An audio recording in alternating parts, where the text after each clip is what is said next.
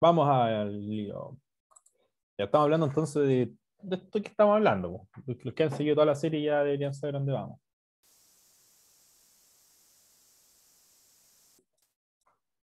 Ah, de veras. Felipito. Resulta que lo que estamos viendo ahora es la Oye, la última, lista va larga. la última vez estamos hablando acerca de la esperanza que tenemos, que tienen los profetas y que mostraron acerca de la restauración de todas las cosas. Y hoy día nos vamos a saltar Claro. a lo que viene después, pues. Ya, chao.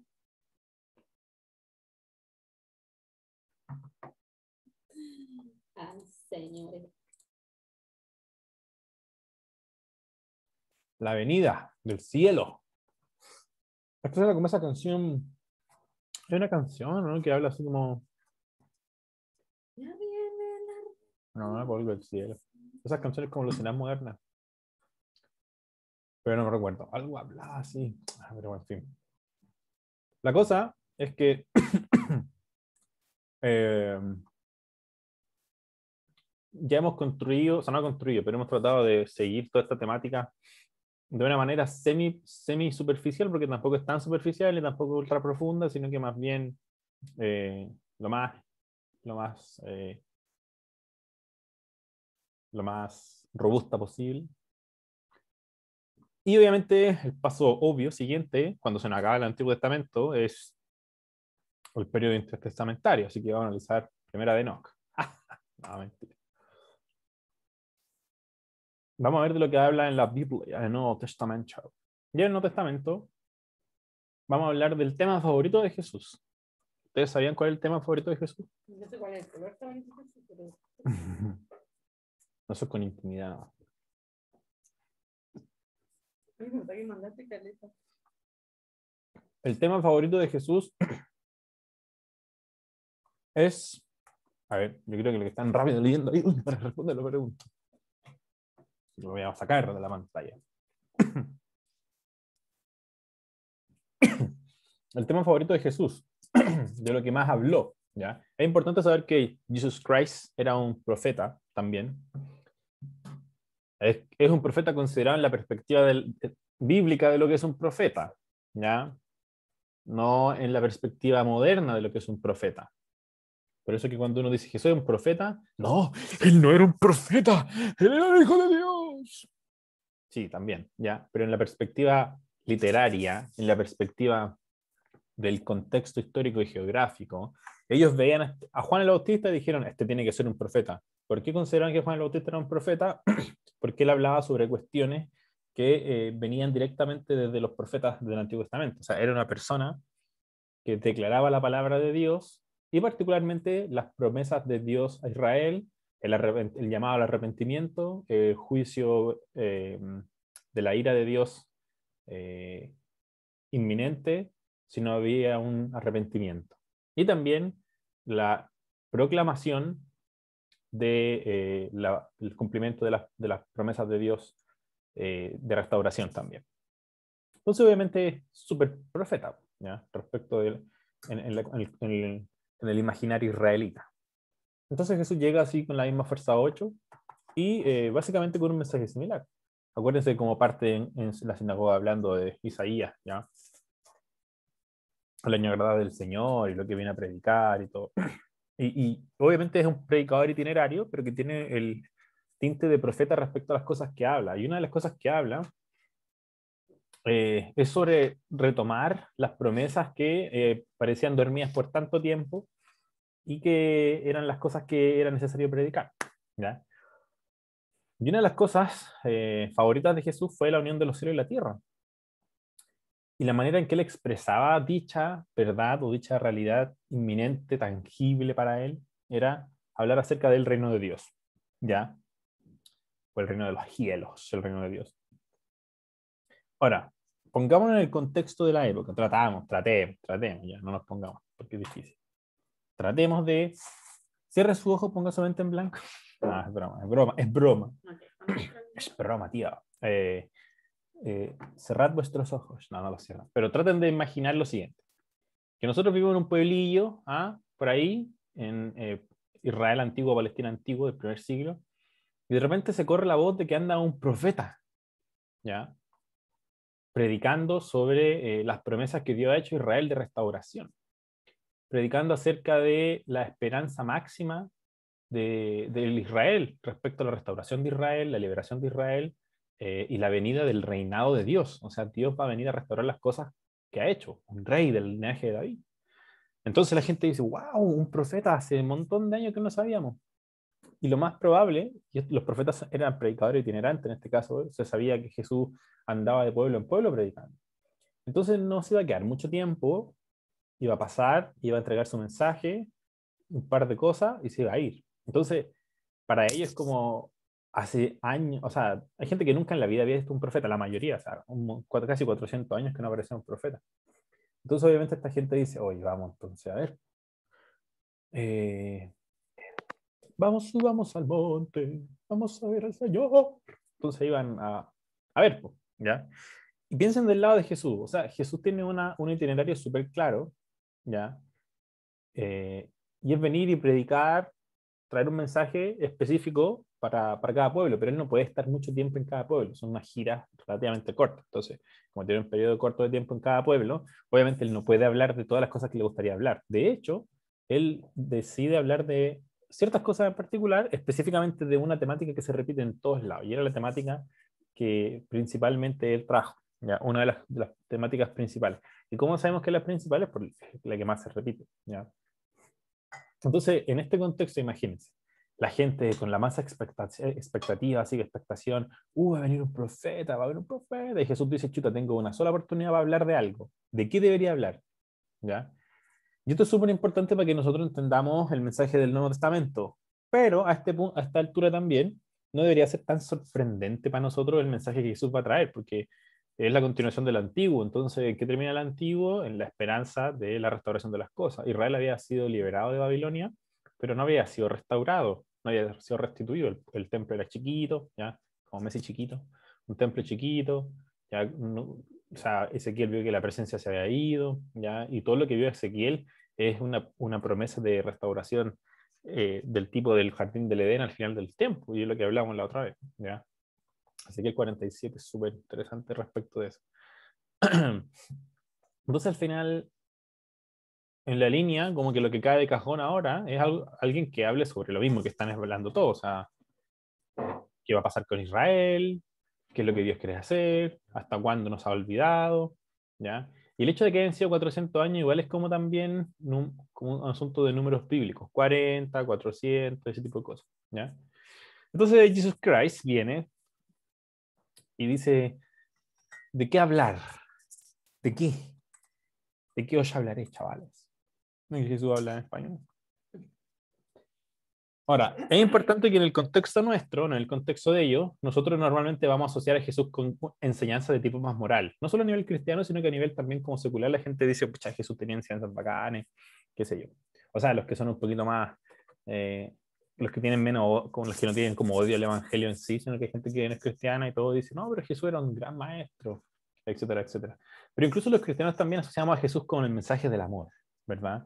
O algunos con el mensaje de la redención, así como Él vino a morir por nuestros pecados, eso es el mensaje más importante, eso es lo más importante que vino a ser Jesús. Eh, ya, o algunas personas, no, lo más importante de Jesús era su enseñanza, amar al prójimo, la regla de oro. Bueno, sí, el que se acuerda de la regla de oro me la dice después de que terminemos. Perdonar hasta 70 veces 7, etcétera. Ese tipo como de hay que ser amor, misericordia, este Jesus Christ meo, tranquilein, tranquilein.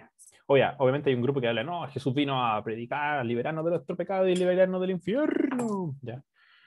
Pero el asunto es, ¿cuál es la temática principal que Jesús hablaba? O sea, ¿cuál es el tema principal al que más dedicó la mayoría de su tiempo? ¿Cuál es el tema que más se repetía? ¿Ya? Eh, es ahí la madrecilla del cordero.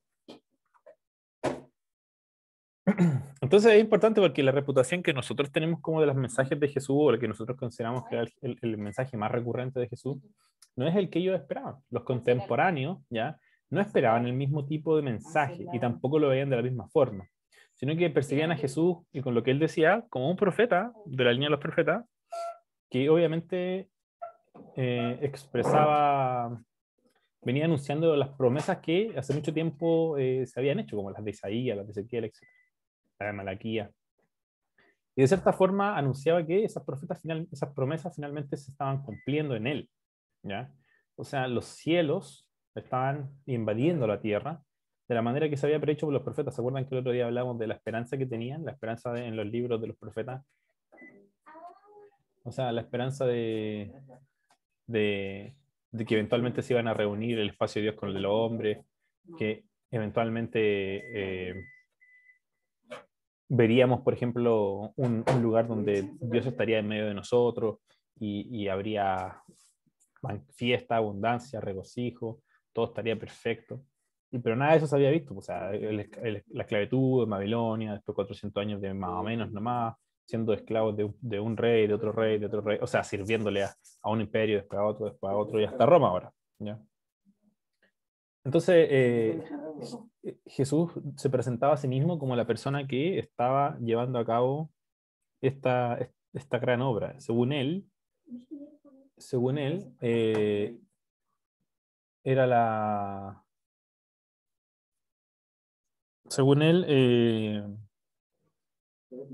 estaba, y su predicación, él estaba haciendo que los cielos, la tierra, se reunieran, básicamente, que era la promesa que Dios estaba haciendo, que había hecho los profetas. ¿Ya? Por lo tanto, como mencionaba, no es tan sorpresivo para, bueno, para las personas de su época no era tan sorpresivo, y las personas que van siguiendo la temática particular de esta perspectiva, de esta cosmovisión de los cielos y la tierra, no es tan sorpresivo que el primer, o sea, el tema principal, el mejor tema que Jesús podría hablar en una visita tan corta o única, en la mayoría de las veces, la única vez que iba a pasar por esos pueblos, no es sorpresivo entonces que lo que él quisiera expresar no fuese otra cosa sino eh, la, la reunión del cielo y la tierra, ¿ya? Particularmente a través de qué mensaje y de cómo expresarlo, de que el reino de Dios, o sea, el reino de Dios ahora ha venido. Mi amor, está abierta la puerta.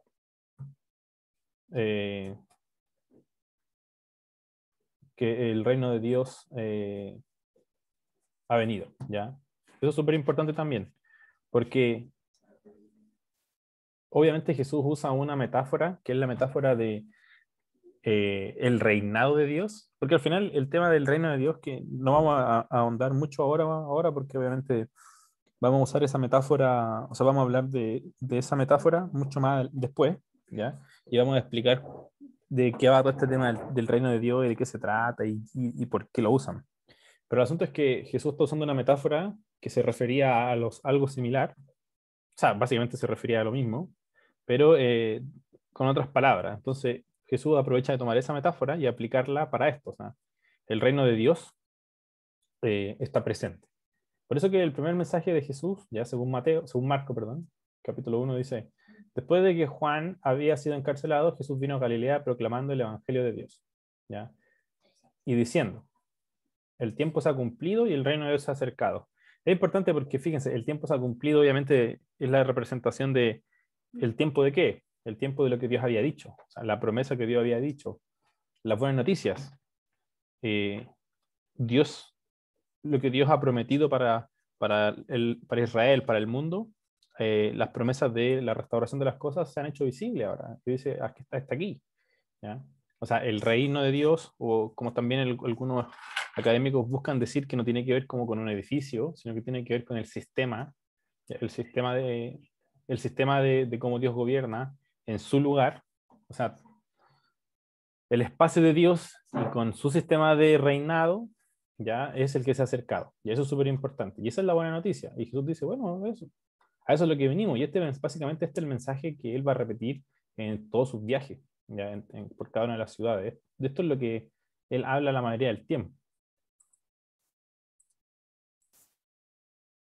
Vamos a hacer algunos números acá. Esta parte es fome porque son números. Ya era fome ya, así que le vamos a poner números porque está más fome.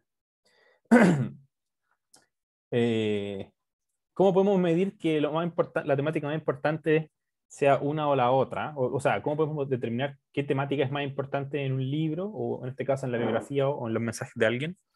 Se hace básicamente calculando la cantidad de veces que menciona ese tema y dividiéndola por la cantidad de palabras que aparecen en el texto, o en este caso capítulos o páginas, etc. Por ejemplo, si alguien escribe, no sé, sobre alguna temática en particular, o si una persona habla sobre algo y uno analiza todas sus palabras, las cuenta, y se da cuenta que las temáticas que más se repiten son estas y otras. O sea, básicamente uno cuenta todas las veces que aparece la temática y la divide por la cantidad de palabras que aparece o de temáticas que se mencionaron y puede calcular un promedio. ¿Ya? Vamos a usar los evangelios, los sinópticos en este caso. ¿Ya? Eh, si no recuerdan, los sinópticos son Marcos, Lucas y Mateo. ¿Ya? Vamos a usar estos tres sinópticos y los vamos a revisar. Juan no, porque Juan tiene un enfoque diferente en la manera de representar el trabajo de Jesús. De hecho, Juan está como enfocado particularmente, la mayoría del libro está enfocado en la última semana de Jesús. ¿Ya? Entonces como que su meta no es como vamos a hablar de todo lo que Jesús hizo, no, básicamente él tiene una meta en particular, que no está para nada despegada de esto que estamos hablando, ¿ya? De hecho, es un tema central también en Juan. Pero desde un punto de vista diferente, ya un punto de vista diferente y en un modo mucho más distinto a los que estaban haciendo los autores de los sinópticos. Por ejemplo, cuando hablamos acerca de el propósito por cual Lucas escribió el libro, es bastante similar a Marco y Mateo, ¿ya? En el caso de Juan, es mucho más tardío, bueno, algunos que defienden una postura más temprana, pero lo más probable es que sea mucho más tardío, y con algo súper claro en mente, o sea, que ciertas personas del mundo griego, ¿ya? Que no son personas que tienen relación con la cultura judía, sí con la realidad de Jesús, pero no con la cultura judía, puedan creer realmente que Jesús es la persona que dijo ser. Ya, ese es el propósito del libro. Entonces él se enfoca en ciertas cosas en particular, pero de un punto de vista mucho más, digámoslo así, teológico, más que narrativo. ¿Ya? En fin, si no tomamos Marcos, si uno hace como una seguidilla y revisa todas las veces que la palabra reino aparece en Marcos, ¿ya? Son casi 20, creo que 19, revisen varias Biblias en inglés y en español y es lo mismo.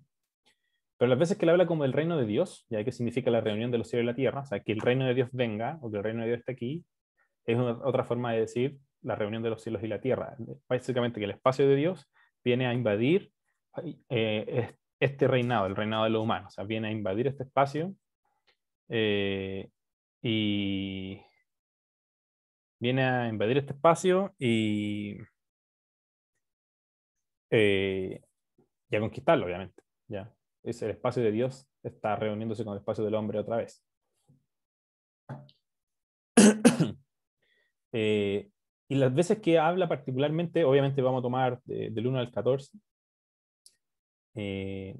las veces que Jesús se refiere a esta temática son 13, en específico usando reino de Dios, porque hay otras veces que usa reino, pero no se refieren necesariamente al reino de Dios, o a veces no son cosas que Jesús dijo, sino que, por ejemplo, dice alguien que también esperaba que viniera el reino de Dios, ¿ya? Pero no es Jesús hablando. Son 13 veces, o sea, casi una por capítulo, ¿ya? De 14 capítulos son 13 veces, casi una por capítulo. Uno puede decir, ah, pero una por capítulo. Pero eso es súper importante porque, o sea, casi en cada capítulo Jesús se refiere al reino de Dios. O sea, ¿acaso no? ¿Acaso, acaso no es eso algo importante? ¿Ya? En el caso de Lucas, en la misma temática, se menciona 31 veces. O sea, 1,7 veces por capítulo. O sea, casi 2 veces por capítulo Jesús menciona el reino de Dios. O sea, obviamente es su temática principal, su temática importante. Y después vamos a Mateo y uno dice, ¿what? Mateo, por ejemplo, en este caso, solamente aparece 4 veces Jesús hablando sobre el reino de Dios. Si restamos, obviamente, todos los capítulos en que Jesús está presente en Mateo. Eso es importante. En Lucas se cuenta de Lucas 4 en adelante, porque los primeros 3 capítulos Jesús no estaba haciendo nada, básicamente. O sea, no estaba predicando ni nada. El capítulo 4 en adelante sí, por lo que obviamente se tiene que promediar eh, desde ahí en adelante. Y en Mateo también, ¿ya? No se promedia desde el principio. Del 3 en adelante, creo. A ver. No, sí. Entonces, básicamente, bueno, hasta que Jesús obviamente murió, pues no, después no, ya, porque después ya era diferente. La idea era hablar de lo que él vino a predicar antes de morir. Y aparece solamente 4 veces, pues. Tan 0,1 vez por capítulo, ¿ya? Poquito, súper poco, ¿ya? Y uno dice, entonces, ¿por qué pasó acá? ¿Ya? Si Marcos tanto, Lucas tanto, o sea, hay una tendencia creciente, pues Mateo debería ser por ahí también, o sea, pero tan pocas veces, 0,1 veces por capítulo, poquito. Acuérdense que estamos hablando de la expresión, el reino de Dios, ¿ya? O sea, hablando de cómo el espacio de Dios, el sistema de Dios, invade ahora como el espacio de los seres humanos, el espacio de la humanidad y nuestro sistema, ¿ya? Básicamente, eh, como cumplimiento de las promesas de Dios de que esto iba a pasar, ¿verdad? Que es lo que estaban esperando y lo que vimos en el episodio anterior. En el episodio anterior. Entonces, ¿qué pasa con Mateo? Vamos a ver entonces qué onda, Mateo, ¿qué te pasa? ¿Qué te pasa, Mateo? Ya. El asunto importante es que si bien el término reino aparece más de 50 veces en Mateo, ¿ya? El escritor en vez de usar el reino de Dios prefiere usar el reino de los cielos. Ah, por eso. Entonces, si calculamos, en el cálculo anterior solamente estaba las veces que aparece el reino de Dios, ¿ya? No las veces que aparece el reino de los cielos, que es el término que Mateo prefiere usar. Esto es súper importante porque al final uno dice, ¿y cuántas veces entonces aparece el reino de los cielos? Un segundo, porque parece que me lo noté aquí. Lo tengo por acá en los apuntes.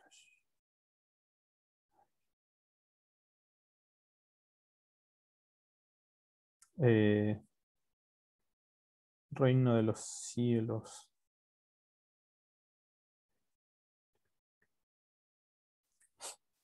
Y lo importante es que uno se puede preguntar y decir, ¿y por qué entonces que hizo esto? ¿Ya?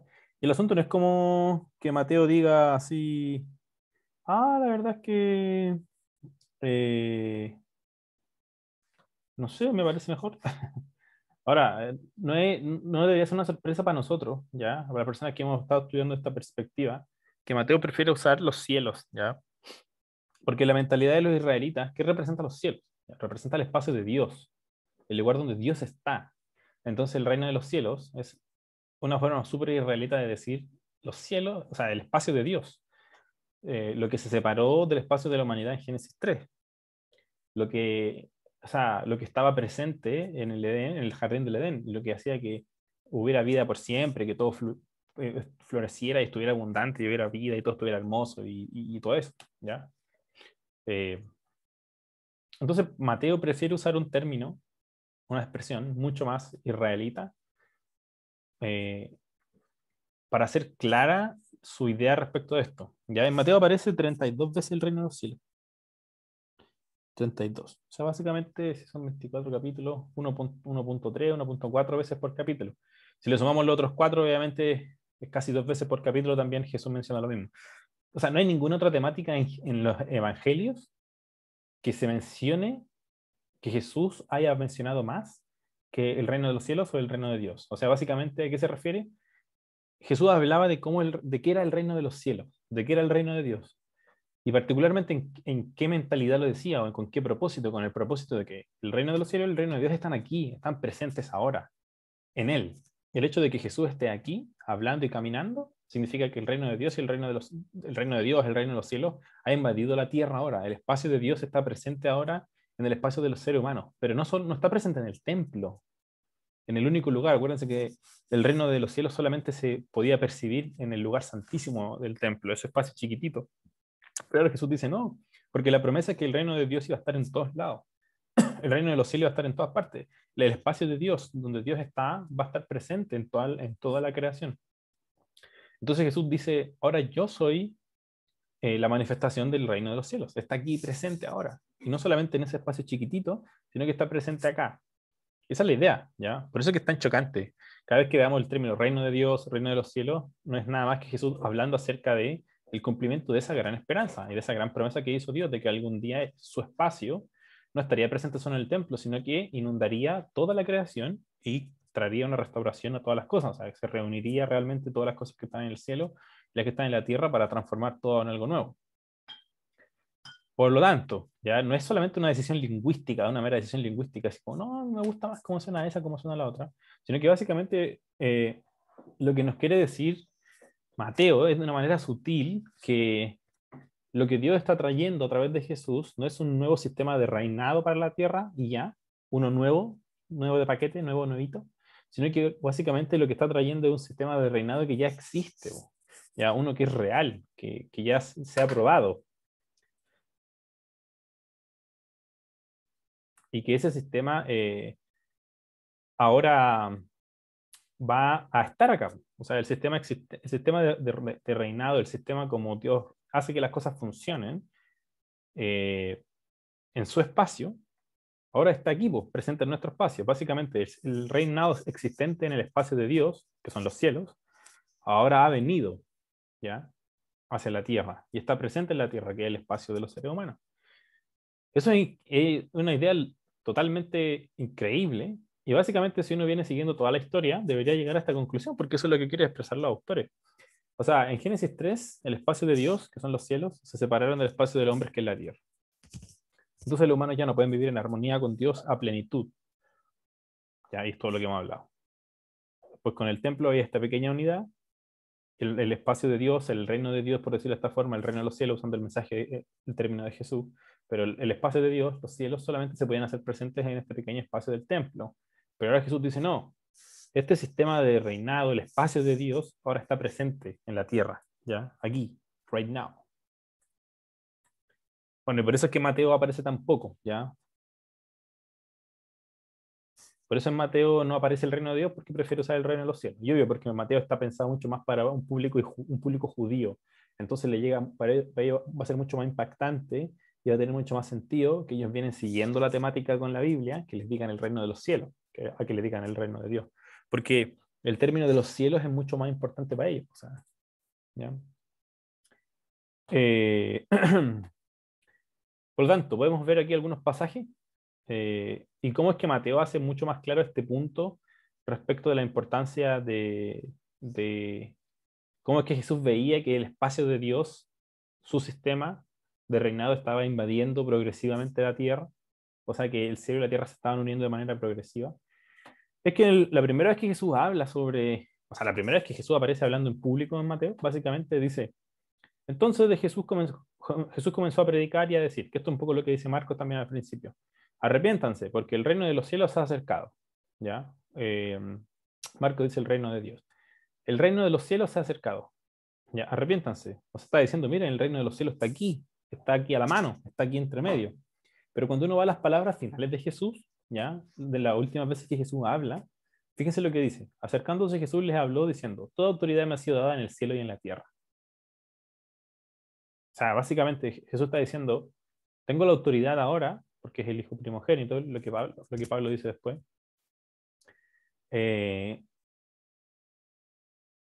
Jesús tiene toda la autoridad ahora, no solo en el espacio donde está Dios, sino que también en el espacio de la humanidad. O sea, Jesús está hablando acerca de esta reunión, ¿ya? Los cielos y la tierra ahora están unidos, conectados, y yo tengo autoridad ahora, se me dio la autoridad sobre esto.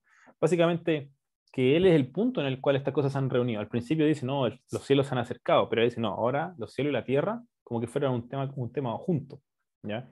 Y es súper importante porque usa ese tipo de mensaje, ese tipo de vocabulario, porque si bien significa en todas partes, también está siguiendo con una fraseología que claramente viene del Antiguo Testamento, ¿ya? Los cielos y la tierra, los cielos y la tierra, etcétera, etcétera. Entonces uno se puede preguntar, ¿cómo es el reino de Dios? Alguien me lo diga, ¿ya? Es importante que el reino de Dios es bien diferente, y con reino nos referimos como al espacio de Dios y al sistema de autoridad que existe, a cómo funciona. Y en el Antiguo Testamento, o sea, en el Nuevo Testamento vemos a Jesús como mucho hablando haciéndoles recordar a ellos sobre Abraham, sobre el pueblo de Israel. A los profetas le habla también mucho acerca de los que ellos mencionaban, de cómo Israel, de cómo los profetas a veces, o sea, que el pueblo de Israel fue infiel, ya, ese tipo de cosas. Y de cierta forma, resaltando un poco en el Antiguo Testamento cómo es que el pueblo de Israel fue más exitoso, por decirlo de cierta forma, o alcanzó como su peak máximo o sus momentos máximos, cuando realmente le hacían caso a Dios. ¿Ya? O sea, decían, no, la verdad es que yo le creo y sí. Pero cuando realmente querían valerse por ellos mismos, generalmente terminaban teniendo como fracaso. Y esa es como una característica muy distintiva del pueblo de Israel, ¿ya? Es por eso que el reino de Dios es bien diferente al reino de los hombres, ¿ya? Porque esta forma de que Dios hace las cosas es bien diferente a como nosotros podríamos pensar. Acuérdense que el pueblo de Israel nació de una persona, de un hombre que era viejo y su esposa no podía tener hijos. O sea, eh, hablemos de adversidad. O sea, Dios básicamente diciendo, no, yo siempre voy a usar para formar estas cosas lo que es contrario a lo que en la mentalidad de las personas ya existe como lo correcto o como lo que está bien. Y podemos ver otro ejemplo, o sea, sus figuras más prominentes, Moisés, tartamudo, vivió 80 años así alejado de su pueblo, tenía una autoestima más o menos nomás. David, o sea, una de las figuras más prominentes de Israel, David, y era un pastorcillo, ya que ni siquiera su papá tenía como el orgullo de él para traerlo así cuando Samuel se los pidió, o sea, le dijo, preséntame a tu hijo. Y dijo, aquí están todos, no, si falta uno, no, si nos falta, si falta, no, si nos falta, el que está por allá, si hay otro, tiene que haber otro. Sí, de veras, sí me acordé que había un... bueno, ese desgraciado. Entonces, obviamente, Israel viene de una seguidilla de ese tipo de cosas, o hablemos de batalla armamentística. Gedeón, súper cobarde, tenía un ejército penca y al final terminó con 300 personas y ni siquiera tuvieron que pelear y ganaron. O sea, en el momento como más bajo de ellos, así como, no, sí, no, aquí vamos a ganar, son terrafome, y terminaron, alguien le creyó y fue un evento en el que Dios obviamente les dio la victoria. Hay otra batalla que no recuerdo cuál es, que fueron a pelear y cuando llegaron había una masacre, que se habían matado entre ellos. ¿Ya? O por ejemplo, en caso contrario, en el libro de Josué, ya cuando están ganando todo súper contentos y dicen, oye, estamos ganando todo y no ha muerto nadie. Y se dieron cuenta que había un pueblo más al norte y dijeron, oye, pero subamos para allá también a vencerlo. Y algunos desobedientes fueron porque estaban ahí con el pecho agrandado, con la confianza, le habían ganado al campeón y todo, y llegaron arriba y murieron, porque Dios le dijo que no fueran. Entonces, y particularmente porque, bueno, es la historia de que se habían robado unas cosas que no tenían que haberse robado, del botín y todo eso. Entonces Dios dijo, no, hasta que no se arregle esto, el campamento está contaminado y no se puede pelear. Y nos dijeron, vamos a pelear si somos bacanes. Y murieron. No todos, pero murieron algunos. Y era con un pueblo más encima que era súper chico y fome, pues, como que nada que ver. Entonces era como la ironía máxima. Eran caletas, habían vencido a los mansos pueblos y perdieron con los más fome de todos, pero porque, claro, Dios no estaba con ellos. Entonces, básicamente, a través del pueblo de Israel, la historia del pueblo de Israel, siempre existió esta idea de apelar, o sea, y Jesús también apela a eso, a que los seres humanos no son los más bacanes porque ellos tienen su poder en sí mismos, sino que de cierta forma es porque confían en el Señor, ¿ya? Es por eso que en ese mismo sentido, ya, y respecto al mismo reino que Jesús estaba trayendo en él mismo, no tendría un sistema de reinado similar al que existía, donde el más poderoso es el que avasalla, donde el más virtuoso es el que debe ser alabado. Particularmente en ese mismo contexto, cuando le preguntan sobre eso, Jesús dice, pero entre ustedes no es así, ¿ya? Sino que cualquiera que de ustedes quiera ser el más grande, tiene que transformarse en el servidor de todos, el más chico. Y cualquiera de ustedes que quiera ser el primero, tiene que ser siervo de todos. ¿Ya? Hay algunas versiones incluso que dicen debe ser esclavo de todos. ¿Ya? Porque ni aún el Hijo del Hombre vino para ser servido, sino para servir y para dar su vida en rescate por mucho. Porque al final, básicamente la mentalidad del reino de Dios tiene que ver con eso, o sea, con que el más bacán no es el que avasalla a medio mundo, ¿ya? Sino que el más bacán es el que realmente quiere sujetarse y amar a los demás, pues, porque el reino tiene que ver con que las personas confían en Dios y quieren hacer las cosas como Dios dice, por eso se llama el reino de Dios, el reino de los cielos. O sea, y esto obviamente nos podemos remontar a Génesis, ya el capítulo 2 y el capítulo 1 y el capítulo 2 el propósito de ser, lo que representa ser imagen de Dios, que se refiere a gobernar de la manera que Dios quiere que se haga, en humildad, sinceridad, misericordia, paciencia, todo ese tipo de cosas. Entonces el reino de Dios no puede ser diferente a lo que originalmente siempre Dios planteó para la humanidad. Y ahí viene Jesús, verso 8. ¿Ya? Es tan interesante y tan importante para Jesús el tema del reino y que el reino venga y todo eso, que cuando Jesús enseñó a orar a sus discípulos, lo primero que él dice que se debe pedir, o sea, la primera petición que hay que hacer cuando uno ora, es que el reino de Dios venga, que el reino de Dios se manifieste en la tierra. O sea, que el espacio de Dios, con todo lo que se involucra, el espacio de Dios con su sistema, con su autoridad, con su forma, venga e invada la tierra, ¿ya? Para que eso se haga visible acá. Por eso dice el versículo, oren así, Padre nuestro que estás en los cielos, importante, ¿no? Porque está diciendo, Padre nuestro que estás en los cielos. Es donde ellos usaban, esa es la terminología que usaban ellos para decir donde habita Dios, que es lo que ya hablamos. Venga a tu reino, santificado sea tu nombre, y venga a tu reino. ¿Dónde está tu reino? En los cielos. Entonces, tú estás allá con todo tu sistema, con todo tu poder, ahora solamente te podemos experimentar a través del lugar santísimo, pero no, que venga, y que se haga su voluntad aquí como se hace allá. O sea, ¿qué está diciendo? Que el espacio de los seres humanos sea totalmente permeado por el espacio de Dios para que lo que Dios quiere que ocurra, o sea, la manera en que funciona el espacio de Dios en base a la voluntad de Dios siempre termine progresivamente o continuamente invadiendo nuestro espacio para que también se haga siempre la voluntad de Dios acá. Y eso es súper importante porque como que uno, el Padre Nuestro no le logra entender como el full sentido realmente hasta ahora, ¿ya? Bueno, después tenemos el resto. Y uno puede preguntarse, ¿cómo reconocemos el reino? También se preguntaban ahí las personas de esa época, ¿ya? Y la mayoría de las veces cuando Jesús iba a hablar del reino y de cosas como más densas, usaba parábolas. Decía, el reino de Dios es semejante a, el reino de Dios es similar a, ¿verdad? Y particularmente respecto a cuál es la actitud que tienen que tener las personas para participar del reino, o qué actitud tienen que tener las personas para vivir en el reino, qué actitud tienen que tener las personas respecto de la esperanza futura, cómo es que el reino de Dios se va a hacer visible, etcétera. Y una de las veces que Jesús usa una parábola es la de la semilla de mostaza, ¿ya? Y básicamente la parábola es bien sencilla, o sea, dice, el reino es semejante a una semilla de mostaza, que sube chica, nadie le importa, y uno la planta, es significante, pero después crece gigante y los pájaros viven ahí, ¿ya? Para las personas de la época era como claro, o sea, súper obvio. Para su cultura y para cómo ellos vivían, incluso para la nuestra es obvio la figura. Bueno, no te hemos visto un árbol de mostaza, yo nunca he visto uno, pero se entiende, para ellos era mucho más obvio, incluso para nosotros se entiende porque sabemos cómo funciona en ese sentido la naturaleza. O sea, imagínense una semilla súper chica, ¿ya?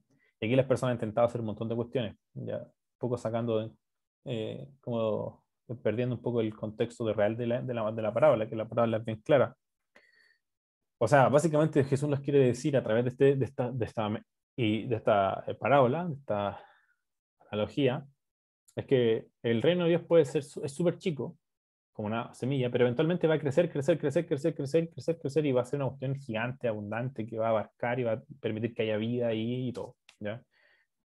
Entonces el reino de Dios es lo mismo, o sea, algo que puede ser como insignificante, algo que puede ser súper chico, que puede pasar desapercibido porque puede ser similar a muchas otras cosas, una vez que se plante, una vez que venga acá y se haga visible, va a empezar a crecer, ya va a empezar a crecer. O sea, no importa lo insignificante que se vea la semilla, porque ya al momento que la planten va a crecer, ya hasta convertirse en algo gigante, y el crecimiento va a ser constante y constante. Y el asunto es que el reino de Dios ya había sido plantado, y esa es la idea de Dios con la parábola, y obviamente va a crecer. También en esa misma parábola hay un paralelismo, y es con la semilla, ¿cómo se llama esta cuestión que uno hace pan? La levadura.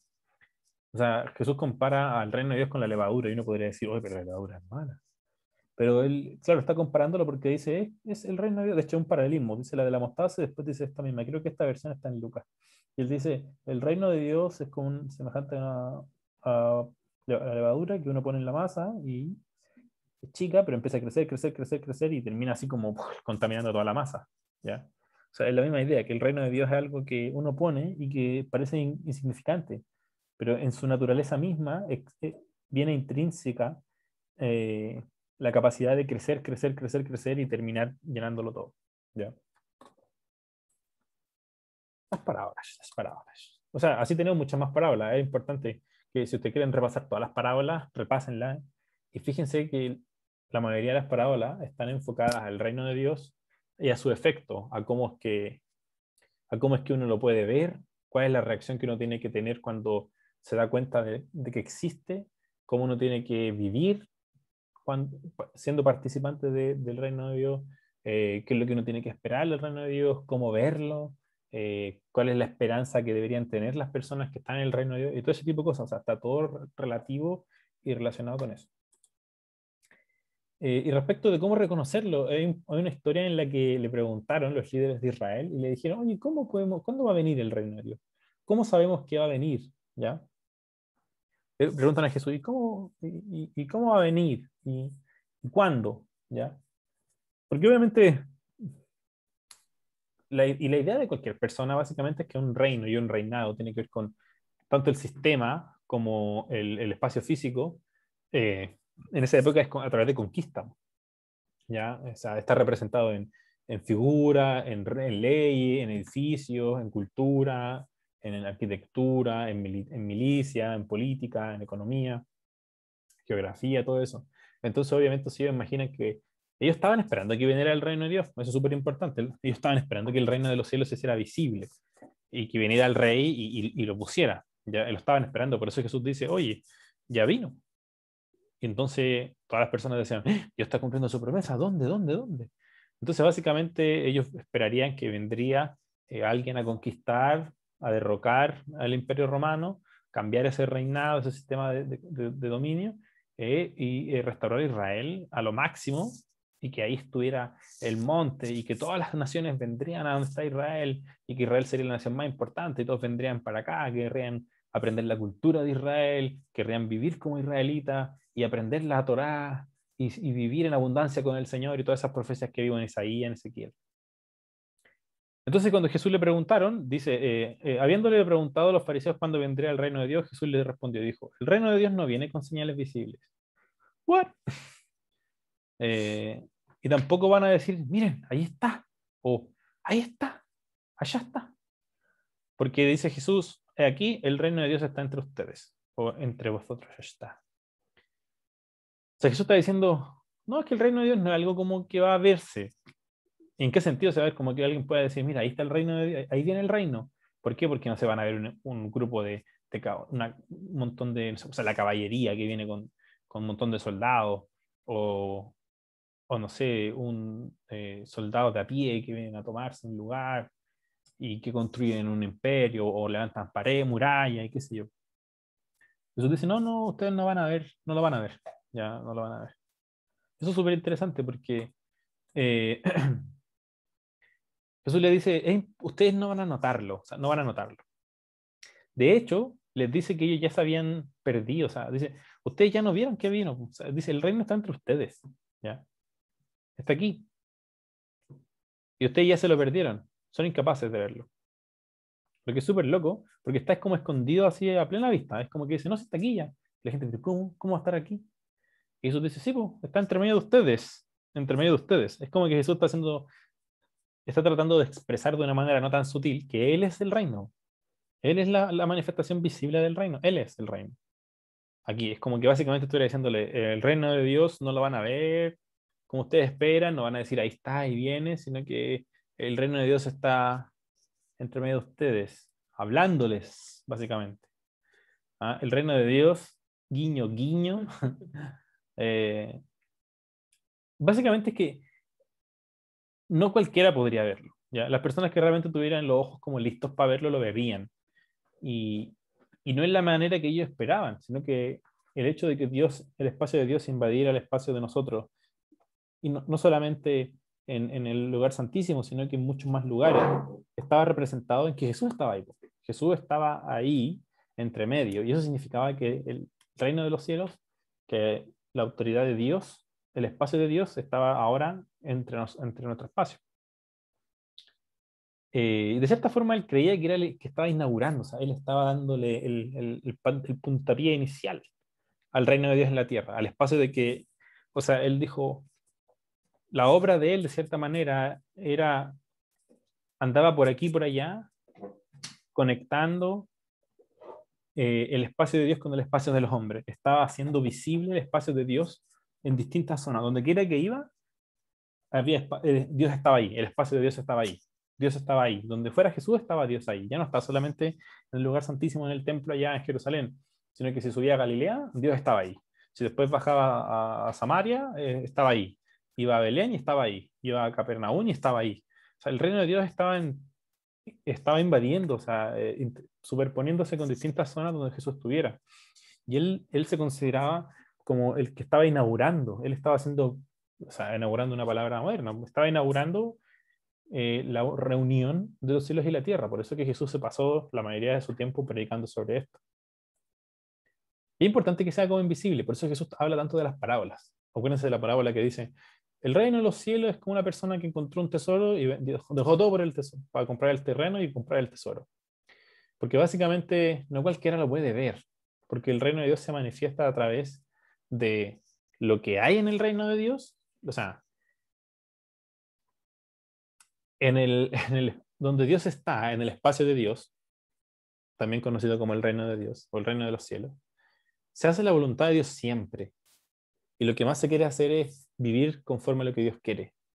Entonces, obviamente, lo que Jesús hace es que cada vez que va a algún lugar, Él dice, yo no estoy haciendo mi voluntad, sino la del Padre.